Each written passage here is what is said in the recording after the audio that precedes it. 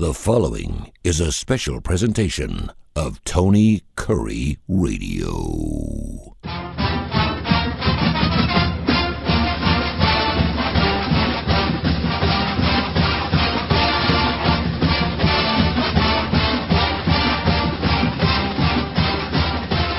Welcome back to another UAB Director's Chair. We call it that show because the athletic director of the UAB Blazers. Go Blazers is Mark Ingram. He joins us every single week here on Tony Kurre Radio, the TKR app.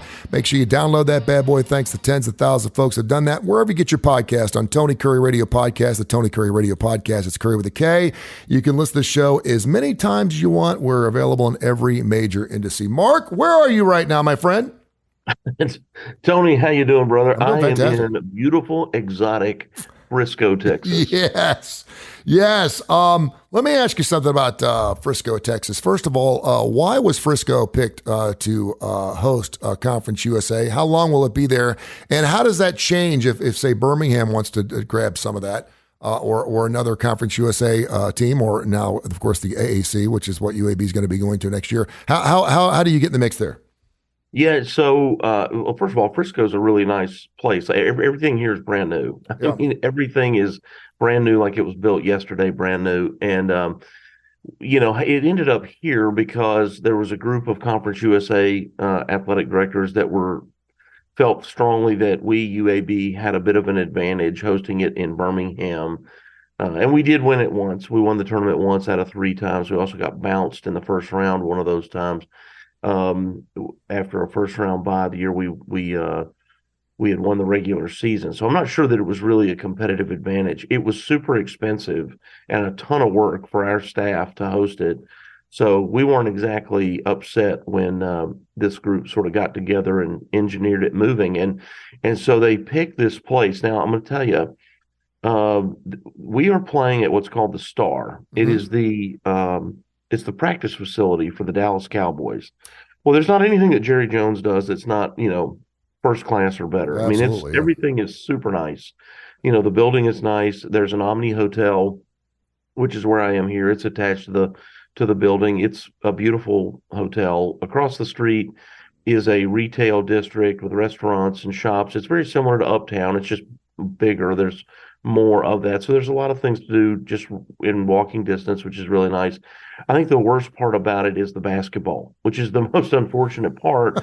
And what I mean by that is you're playing in a practice facility for a football team. And now what they did was when the Cowboys designed this place, it has seating. It'll hold 10,000 fans for a football game. So there's some built-in seating and concourse space and restrooms and concession stands, and all that is really, really nice.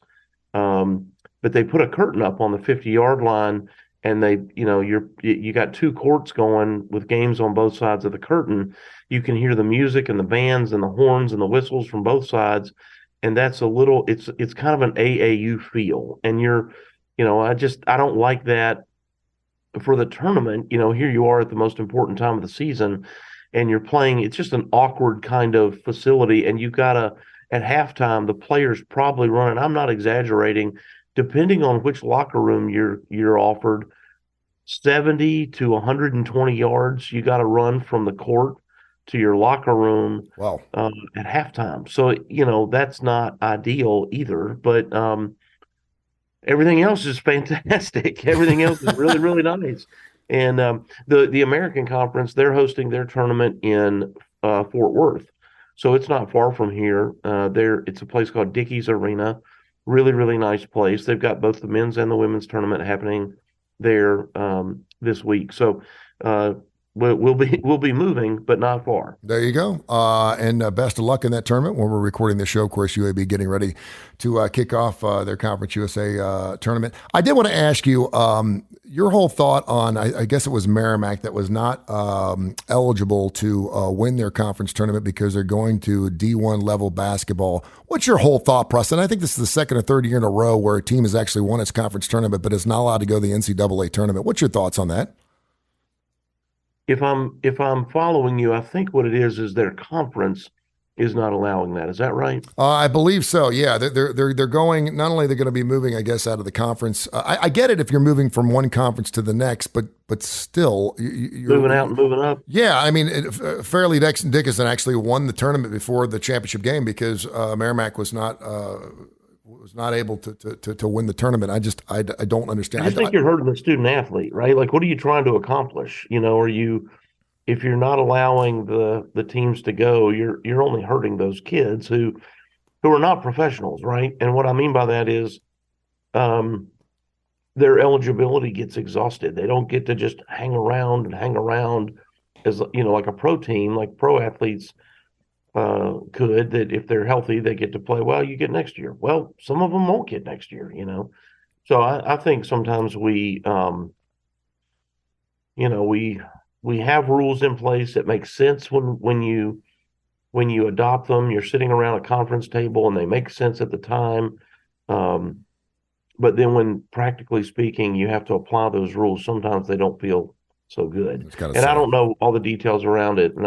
So if I'm understanding that right, I think that's the situation, but I could be wrong. But so that would be my question is, you're really hurting the student athlete. Mark Ingram is the UAB athletic director. You can find him on Twitter at UAB_AD. A little bit later on here in this podcast, we'll be giving you our Mount Rushmore of vocalist. These are not frontmen. These are actually just vocalists, our best singers. We were going to do classic rock, but it's kind of hard to not deviate away from that just a little bit, but I cannot wait to hear your four. And then next week we'll do our four best frontmen or front women of your favorite classic rock and roll bands. And of course, we'll take your ideas too. info@TonyCurryRadio.net, info@TonyCurryRadio.net. We got an email we'll get into here in a second. Some great numbers for the FBS and for the NCAA. Attendance records rose last year. The second biggest rise percentage-wise in the history of college football. Now, a lot of people are like, well, of course, we're coming through COVID. The numbers are going to go up. This is the first increase in 8 years since 2014. So this is something that's been falling off a lot recently. I know that, when I first got to town in 1988, if I wanted to watch my favorite team, I may get to see them on TV 3 times a year. One of those games is a PPV that I had to pay for. Now you can pretty much see any team you want on any platform you want, wherever you are. And so a lot of people are saying, well, people aren't going to go to games anymore, where obviously they are. What are your thoughts on those numbers? And then I want you to kind of expound on the difference between watching a game, being there to watch a game, and then trying as an athletic director to create a fan experience for maybe not the diehard fan, but the peripheral fan to fill more seats. Yeah, I think we all recognize, and so the first part of that, which is why did we bounce back and we're starting to see the numbers trend back up? I think all of us realize that, let's call it, 20, 25 years ago, if you wanted to watch a game, exactly what you just said, you'd see your favorite team a couple of times on television. And if you wanted to see your team play, you had to go to the game, or you had to follow them to someone else's stadium to watch them play. And then as television evolved and more games began being broadcast, it made it easier to stay at home. So we all know this, so you start trying to figure out, so how are we going to make people come to the game? I think stadium designs have improved. Mm-hmm. And so look at Protective Stadium, how you can walk all the way around that stadium on the concourse level, and you can watch the game. And you think, well, why does that matter? Well, because what has happened in fan behavior is it becomes a social event. Whereas when we were kids, it was just, hey, I just hope I have a ticket, and I hope I'm in the stadium, and I just want to get my hot dog, and I want to get to my seat as soon as I can. And I just want to watch the game, and I want to see the band march up and down the field, and I want to see every bit about it. I want to see the flyover. I don't want to miss 1 second of anything. Well, now what's happened is, as stadium design has changed, it's a social event. I could meet up with you at the game. You and I could stand on the concourse and talk, and me and you and Santos, we could talk for a little while, and the game's happening. I'm not missing the game because I'm in a social environment, because that where you and I can stand up, and maybe there's there's a drink rail at the top, and I can sit my drink down, and I can put mustard on my hot dog without it having to be in my lap. And I can, and I'm not wedged in there with a bunch of other people. and you and I can just visit, and the game is happening, and I'm not missing the band, I'm not missing the flyover, I'm not missing those things. I'm in it, Yeah. but I'm not in my seat necessarily. And so the other thing is, notice, and Protective is this way too, how when I say you can walk all the way around and see the game, some places when you're in the concourse, you can't see the field. You have to walk through what we call a vomitory, like a tunnel, to get out into the seating bowl. Well, the new design doesn't require that because concession stands and bathrooms are on the outside of the concourse, not the inside. So that allows you to do that. And it just makes the event different than it was. And it makes me want to be there because I think people say to themselves, this is the place to be. I don't want to miss it. And then now we've layered in light shows. So notice how a lot of stadiums have gone to these light shows where when they score, the lights, whatever the team color is, it's flashing red and white and black and, on and off and that kind of thing. And it's cool. And it's like being at both of these concerts are great. James Taylor is going to walk out. Eric Clapton is going to walk out. He's going to sit on a stool and he's going to crush it for 2.5 hours. Mm-hmm. He's just going to sit there and just kill you with it, right? He's going to play guitar. He's going to sing, and it's just going to be phenomenal. Kiss is going to have fireworks and fire and explosions, and their staging is going to, telescopic, parts of the guys are going to reach out over the crowd, and well, which is better, right? They're both great. But they do that because it's part of the show. It's part of what they're trying to demonstrate to you and me as a fan. Like this is part of the fun. So I think we've all moved to that. We have more fireworks, we have more flyovers, we have light shows and things to create fan interest because it's not only the game anymore. If you want to fill your stadium, you got to create an event and then an environment where for some people, some number, however many it is, where it's a social gathering that people are having fun because it's where they want to be to see their friends, regardless of this. Oh, and a football game broke out. Yeah. What are the rules? Are they conference mandated on when you can play music? I mentioned I went to a Memphis Grizzlies game the other night, and of course my 18-year-old son was into it. I mean, because that's his audience, right? I'm 57 years old, and I just wanted to watch a great basketball game. And I enjoy the jocularity, I enjoy the fire, and I love the experience. I think it's great, and I think they do a wonderful job there. I think a lot of NBA teams do. But they were playing music during the entire game. There was no time during the game where there wasn't some type of thumping music going on, and right. I guess subconsciously it made it a better experience for me. But I was like, even when the offense had the ball, and I know during football games. The music is that mandated by the university? Is that a mandate from the conference? Can you play AC/DC when UAB has the football? You cannot play once the ball is snapped, the music has to be off. Okay, and that goes for bands too, right? Yeah. Okay. Yeah. So you cannot play during the action. So if you come to our game, we play music between each play, which is not a lot of time, right? It's you're talking about, pass complete to number whoever, Tony Curry, number 11, Tony Curry, for another UAB first down, and you've got that AC/DC or whatever that music is in the background, just for the same reason. You're just trying to keep the energy for the fan. You're trying to keep energy and momentum for your team. That's all part of the experience. The NBA permits, and it's just because they're professionals. Yet, like you said, there's music all the time happening during the game.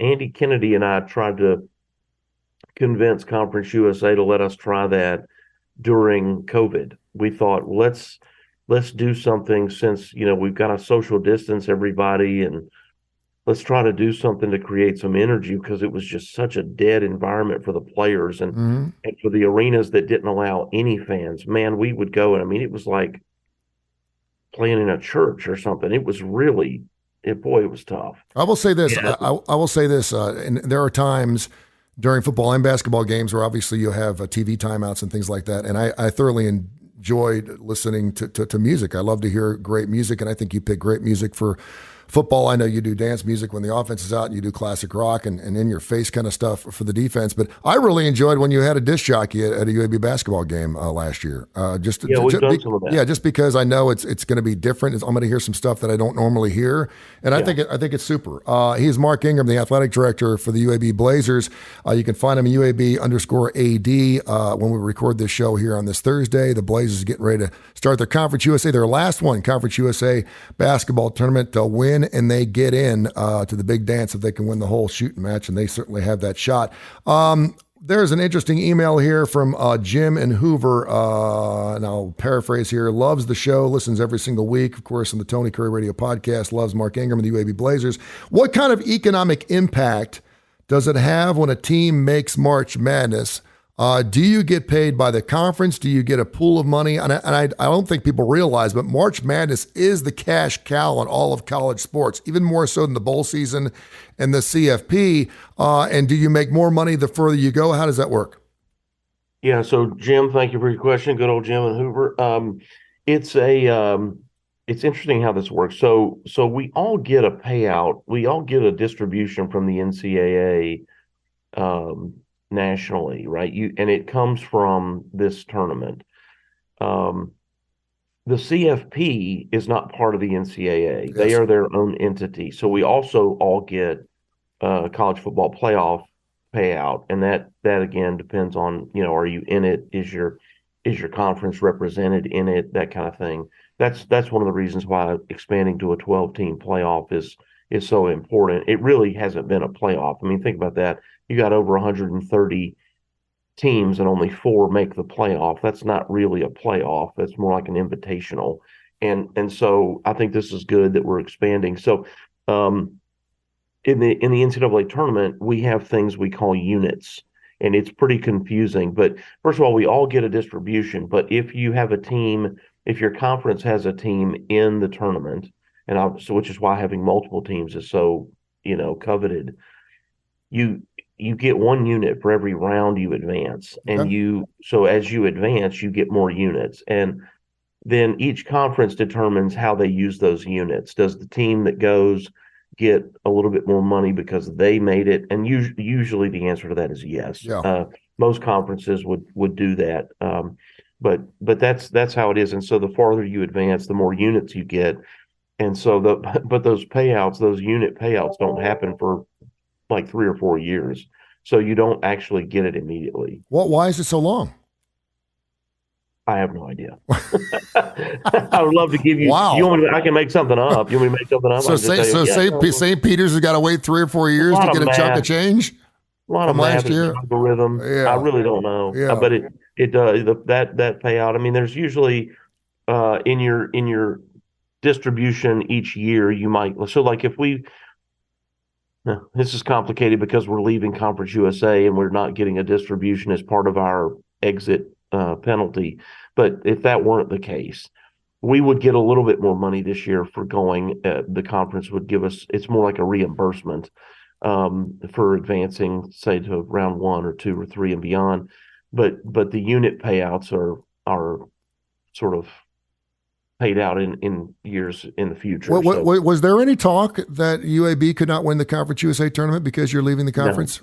No. Well, if there was, we're not aware of it. Yeah, but there wasn't anything in our bylaws that said that they would prevent that. And I don't recall any conversation. Again, if there was one, we weren't a part of it. Thanks to everyone who listens to the TKR Tony Curre Radio. And of course, you can hear this show on Tony Curre Radio. And of course, wherever you get your podcasts, we're on every major industry out there. Just pull up a UAB Director's Chair and you can hear Mark Ingram weekly here. And I greatly appreciate it. I'm very gratified that he joins us every single week. Well, you love classic rock. This is one of my favorite parts of this interview. We catch in every single week, and we discussed about doing it. It was actually your idea, the Mount Rushmore of, and we did something last week. This week we wanted to do the Mount Rushmore of vocalist, and I didn't want to set rules in place. I kind of want you to pick your 4 favorite vocalists. You were kind of saying, well, are these front men? We're going to do front men and women next week because I do think, and I'd say Robert Plant is one of those people that I don't think is a great vocalist, but I do think he's an incredible front man. And so we're doing our 4 favorite vocalists, and this on the heels of Rolling Stone coming out with their 200 best all-time vocalist earlier in January, and of course, everyone had an issue with their list. Sometimes I think Rolling Stone emits certain certain voices just to get people talking about their articles and their mag. But I'm going to let you. I'll tell you what. You give me one, then I'll give you one. We'll go back and forth. How's that? Who's your first one? Well, okay. So I think we both agree we're going to have to establish rules moving forward. All right. Because this was really hard. I just stuck with. First of all, I went classic rock only. Okay. And I initially struggled with frontmen versus singer, vocalists. And so like people like Celine Dion, who's a phenomenal vocalist, and Whitney Houston, who's a phenomenal vocalist, and Adele, people like I don't have, because I was thinking of a particular category. And for the record, I don't either. So I think we're good there. Yeah. So I want to give you. I've got a lot. I'd like to share some of my finalists. Okay. And what I struggled with, and I'd like to share with you my top four. I love it. So I'm going to give you some finalists before I give you my top four. Okay. Can we do that? Yeah, absolutely. And so I love this guy, God rest his soul, and I mentioned him on our show a couple of weeks ago.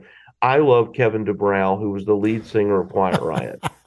I do. I love he's got this really rough, he can scream with anybody. Yeah, and, he can. I just loved his sound, but he's not in my final. I struggled with him. Mental Health is one of my favorite songs. He can song. absolutely get you. You've actually requested that song. We played it here on Tony Curry Radio, and you'll hear it when you come to our game. Go ahead and give me your honorable mentions. Then I'll give you my honorable mentions, and we'll you want to give you all my honorable mentions? Go ahead. Yeah. Okay, so the other thing I really struggled with is the difference between classic rock and metal. So like Sebastian Bach from Skid Row is actually a great singer, and he again can win any screaming contest. Ronnie James Dio I thought was a great. He was good. That's true. Really good, just different, right? Okay, so here's a great singer that falls into the metal category, and this may be the best vocalist of all of them. Is a guy named Jeff Tate. Do you know who that is? I do not. Oh, I'm glad I stumped you. Yeah. Jeff Tate from the band Queensryche. Oh yeah. Silent Lucidity. Listen, you listen to their two most popular songs, which are Silent Lucidity and Jet City Woman. You really hear his range. He really shows off his range in Silent Lucidity. He was trained. Do you know that he was a trained opera singer? That's how he got his start. That would make sense. Yeah, boy, and he's just really smooth. Okay, so I'm probably going to give away one of mine from, if we're going to do frontmen next week. Let me tell you one that I kept out of my final four, Rod Stewart. Yep. Rod Stewart is a great singer and a great frontman. And if you listen to some of his early stuff, like Faces from the early 70s, then you start to realize like where did the Black Crowes get their sound? It almost sounds like the same group. Yeah. No, I spot on. Do you have any others, honorable mentions? Bro, I got five more. We'll just rip through them real quick. I'll rip through them. All right. Vince Neil, I love. Mick Jagger, I love. Bon Scott and Brian Johnson, again, great. It's just unique sounds. Axl Rose, I love, who I think has more range than some people give him credit for. So those are my finalists, and along with David Lee Roth, who's not a great singer but a great frontman. So a little hint for next week. But those are my finalists, not my top four. What do you got? My honorable mentions, and I got four of them, would be Chris Robinson. You just mentioned the Black Crowes. Just an amazing guy. I've seen him sing probably 4 or 5 times. Brought him on stage. Not a particularly friendly guy, but can just belt it out with the best of them, and still doing that. Bob Seger. The last time I saw Bob, he is still hitting every single note. I have never heard Bob Seger hit an off note, and he sang everything from Main Street to old time rock and roll and Catmandu. He can get after it. David Pack from Ambrosia. We used to play Holding On to Yesterday, and the biggest part of me on classic rock radio, the guy falsetto could just hit some notes that if I could sing like one guy for one night, it would be David Pack. And one guy that I thought maybe you nail this, and the guy is still singing, Rick Emmett from Triumph. The guy can sing his what's off. I mean, it's just amazing that he can still. I saw a video of him singing Magic Power a couple of weeks ago, and I could not believe he's like 74 years old and he can still hit the notes. It's just an amazing thing. So those are my four guys. Those are some deep cuts there, Tony. Yeah, well, we play a lot of that stuff, and I love me some Triumph. But Rick Emmett, man, the fact that I just saw him sing a couple of weeks ago, I was like, wonder what Rick Emmett's up to. And of course, the band's not together, but he sings all their stuff. All right, give me your first Mount Rushmore of vocalist of all time for Mark Ingram. All right, in no particular order. Yeah. And again, I went classic rock, was where I was thinking, where my head was at. So this guy's sound is so great, and it's so different, and you never, ever would question who is this guy, and that's Ozzy Osbourne. Yeah, there you go. And that's another one of those, we could do most distinctive voices in rock and roll as one of our Rushmore. Yeah. But I'd have to agree. And he was on that list of top 200 from Rolling Stone. I'm going to go a guy who should be in the Rock and Roll Hall of Fame, and he should be in there twice, not only for Bad Company, maybe even The Firm, but maybe even solo, but Paul Rodgers. I think he's got one of the most distinctive voices. And every rock and roll guy, including Damon Johnson, who is now the lead guitarist for Leonard Skinner with the loss of Gary Rossland last week, I think Paul Rodgers can just absolutely belt out anything. Yeah. He's so distinctive. He sounds good. Who's your number two? And I think we disagree here on a couple of these. So I got Robert Plant. I love Robert Plant. Yeah. And if you listen to Immigrant Song, that one by itself, I think he shows a ton of range there. He's also a great front man. But I think Robert Plant is a great singer. I'm going to throw you for a loop here. You may think I'm a little soft, but I still think Steve Perry is one of the greatest singers I ever had in my generation. Great choice. Yeah, I mean, I know he's got to sing an octave lower now, but I mean, you just listen to Escape and you listen to, I mean, I know we hear Don't Stop Believing 4 times a day, but he is so crystal clear. Great choice. Yeah, his Foolish Heart and Oh Sherry. I mean, I get goosebumps talking about it. He's just got such a pure voice. I am mad at myself for not having him on my list. That is a great choice. All right, who's your number 3? Okay, have we done that many already? Okay, Steven Tyler. Yeah. Steven Tyler from Aerosmith, again, a lot of range. I also appreciate the fact that people like him play instruments. Mm-hmm. He can play the piano, he plays the harmonica. I respect that a lot. But I think he's got a ton of range and also a great stage presence. That's awesome. A guy who also plays instruments, plays guitar very well, and also blows the harp. And I would doubt that anyone would ever have him on the Mount Rushmore, but every time I hear him sing, it is so on the money and it's so distinctive. I love John Fogerty. I mean, and listen, you hear Traveling Man, you Traveling Band, you hear some of the songs, those old CCR songs, and he's wailing, it's great. But go listen to some of his blues music, 101, The Shade, some of the stuff he did with the Blind Boys of Alabama. It is amazing. I mean, he could sing a lullaby and just knock it out of the park. I'm going John Fogerty. And then who is your last one? Well, Fogerty's got a sound that you're not, you would never question who is that guy. Yeah. Yeah. Okay. So the last one, and I know that we talked about this one before the show, is Freddie Mercury. I think there's really not any song that Queen has that he doesn't like. Stephen Perry, he's got power. Real vocalist talent. He's not just screaming. He really has a lot of volume and a lot of depth and a really wide range. And I thought he was just a terrific singer. No, and I think that's a slam dunk. And he was certainly on that top 200. And if you ask any rock and roller, I've asked Damon, I've asked Taylor Hicks, I've asked any guy that sings for a living, if you could have the voice of one guy for a night, every one of them says Freddie Mercury just because of his range. And I just never realized it when he was alive. My last guy, and he's not really a classic rock guy, although he did do a cover of the Beatles' We Will Work It Out. It came out about 3 months after the Beatles released theirs back in 1971. But again, one of these guys that I grew up listening to, he was more into the R&B gospel type of stuff. He didn't dabble into classic rock just because he was black, and a lot of people, they didn't have black classic rock artists. But Stevie Wonder, I mean, I can't hear Stevie Wonder, whether it's Silver Bells, whether it's Ribbons in the Sky, whether it's Part-Time Lover, the guy can just hit it all. He hits every stinking note, and he's just never off. There's some people that are just never flat. And so I would have to put, although we're doing classic rockers, I'd have to put Stevie Wonder in the mix. And I'm just still trying to. A million hits, right? A million hits. I mean, yeah, look now, if you want to start, that would make it even more difficult. We're going to have rules because, like, I love the Motown sound and all that. I love all that. And I'm just trying to figure out how they chisel that hair of Robert Plant in Mount Rushmore. That would take 5 years just to do his hair. And his hair's the same. And by the way, I got a chance to bring him on stage at Oak Mountain Amphitheater. He was on a scooter.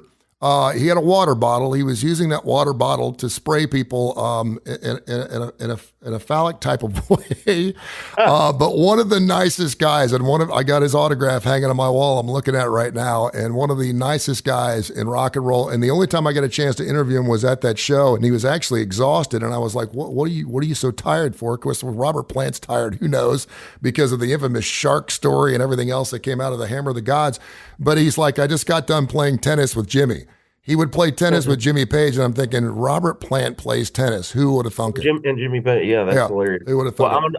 I'll tell you what I'm going to do. I'm going to send you a picture before next week's show, and I have got a great story about Steven Tyler. And it's I love hearing that you said he's a really nice guy, because the ones who figure that out are the ones who really, really last. Yep. The ones who recognize that being good to your fans one-on-one, even though you're never going to see them again, really matters. And that's why they stuck around as long as they did. Great stuff, man. Next week, we'll do the Mount Rushmore of front men and or women. So make sure you listen to that. If you got any ideas, you want to throw them to us, we'll read them on the show next week. info@TonyCurryRadio.net, info@TonyCurryRadio.net. If you're listening to this right now, you're probably doing the podcast thing. Tell your friends and family. And go Blazers. Good luck to the UAB Blazers basketball team.